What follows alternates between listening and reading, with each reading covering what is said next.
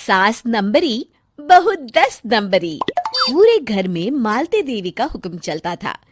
अपनी बड़ी बहू को वो टीवी के रिमोट की तरह कंट्रोल करती थी। चलो, देर हो रही है। 12 बजे से पहले लड़की वालों के यहाँ पहुंचना है। हाँ हाँ, चलती हूँ। मैं तो भगवान से बस ये दुआ कर रही हूँ कि जिस तरह मेरी बड़ी बहू मेरी मुट्ठी में है, उसी तरह मेरी छोटी बहू भी मेरे इशारे पे नाचे। अरे भगवान, भला इस घर में किसकी हिम्मत है जो तुम्हारे खिलाफ जाने की हिमाकत करे। इस तरह मालती देवी अपने छोटे बेटे की भी शादी कर देती हैं। मालती की छोटी बहू फैशन डिजाइनर का कोर्स करके आई थी। उसका सपना था कि शादी के बाद वो अपना खुद का बुटीक खोले। एक दिन, क्या बात है छोटी, तू तो एक से बढ़कर एक डिजाइन बना लेती है। इसमें कौन सी बड़ी बात है दीदी? आप चाहे तो मैं आपको भी सिखा सकती हूँ। हाँ, फिर हम दोनों मिलकर एक बुटीक खोल लेंगे। लेकिन दीदी, उसके लिए तो बहुत पैसे लगेंगे। हाँ तो क्या हुआ, पैसे माँ जी से ले लेंगे। हाँ हाँ, मेरे पास तो पैसों का पेड़ है ना, तोड़ के तुम दोनों को दे दूंगी। मेरी एक बात अच्छी तरह समझ लो, मैं तुम दोनों को एक ढेला भी नहीं देने वाली। बड़ी आई बुटीक खोलने वाली। ये आप क्या कह रही हैं माँ जी? आप हमारी मदद नहीं करेंगी तो कौन करेगा? अरे अगर बुटीक खोलने का इतना ही शौक है तो अपने माँ बाप से पैसे क्यों नहीं मांग लेती? मेरे पैसों पर क्यों आंख गड़ाए बैठी हो तुम दोनों? इस तरह अपने इरादे स्पष्ट करके मालती देवी वहां से चली जाती है। अरे ये क्या दीदी, माँ जी तो साफ मुकर गई। अब हम क्या करेंगे? तू चिंता मत कर, बुटीक तो खुल के ही रहेगा। कहते हैं कि घी जब सीधी उंगली से नहीं निकलता तो उसे उंगली टेढ़ी करके निकालना चाहिए। माँ जी अपने आप को समझती क्या है? पूरी सोसाइटी जानती है कि माँ जी ने अपनी सास को घर से निकालकर उनकी दौलत पर कब्जा कर लिया है।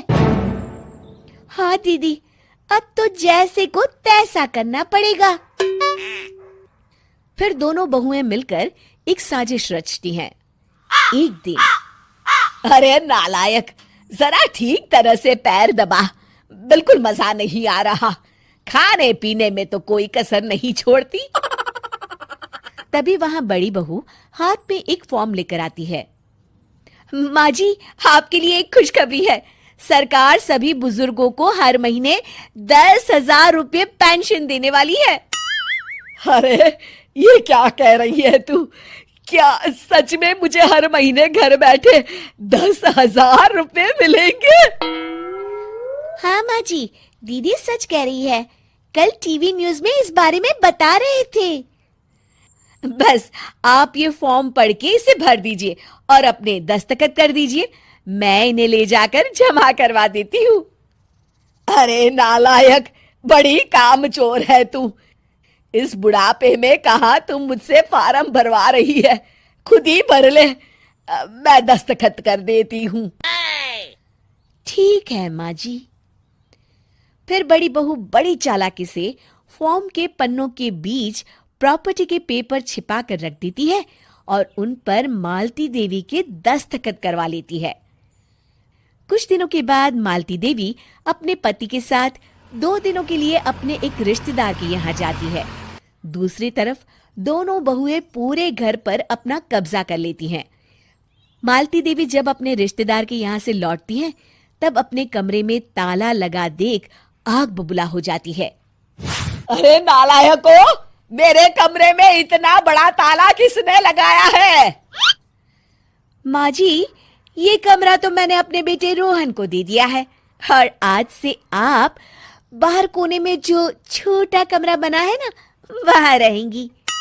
अच्छा, मैं उस सड़ेले कमरे में रहूंगी है? तेरी ये कहने की हिम्मत भी कैसे हुई? और मेरी इजाजत के बिना मेरा कमरा देने वाली तू होती कौन है? लगता है तू भूल गई, इस घर की मालकिन मैं हूं। तभी वहां छोटी बहू आती है। अरे माँ जी, आप इस घर की मालकिन नहीं है। अब इस घर की नई मालकिन हम दोनों बहुएं हैं। ये देखिए, इन प्रॉपर्टी के पेपर पर आप ही के दस्तखत है। अरे भाग्यवान, ये तुमने क्या कर दिया? दस्तखत करने से पहले एक बार ठीक से पढ़ तो लेती। अरे लेकिन मेरी बहुएं मेरे साथ ऐसा कैसे कर सकती है? अरे तो इसमें कौन सी अचरज की बात है? तुमने भी तो अपनी सास को घर से बाहर निकाल दिया था।